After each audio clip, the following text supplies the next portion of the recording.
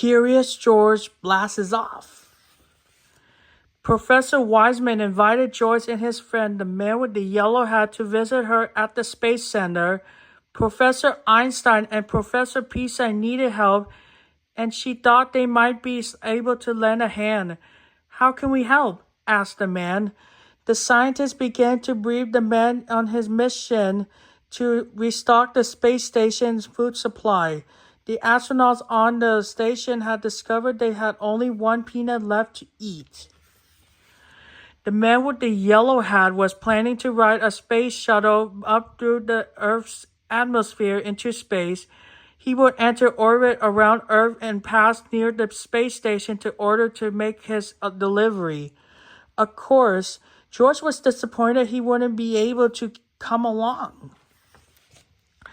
But in order for the man to release the supplies, he needed to be able to push 4 buttons at the same time. The man only had 2 hands. He couldn't do that, but a monkey could. George was thrilled to help. The hungry scientists on the space station would soon have more than 1 peanut to eat. George would also deliver some new supplies to help them with science experiments. "You must launch the payload at exactly the right moment," Professor Einstein said to George. George nodded.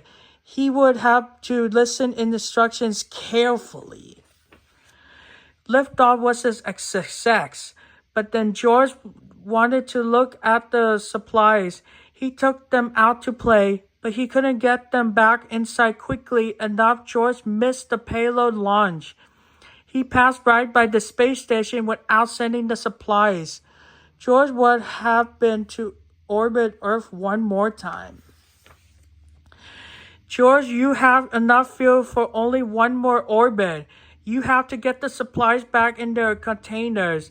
The next time you pass the station will be the last chance. Then we will have to bring you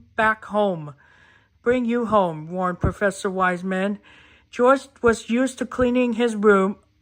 It was a good practice for cleaning up the mess in the spaceship. He was ready in time to launch the supplies.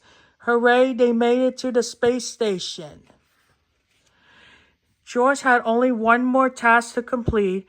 He had to make it back to the ground safely. To do this, the shuttle had to retain the Earth's atmosphere at the right moment. It was a good thing George listened to instructions this time. He pulled the lever that controlled the ship's direction. He could now land the ship back at the Space Center. His friends graduated him on a successful mission. George had a blast going into outer space. He couldn't wait to do it again. The end.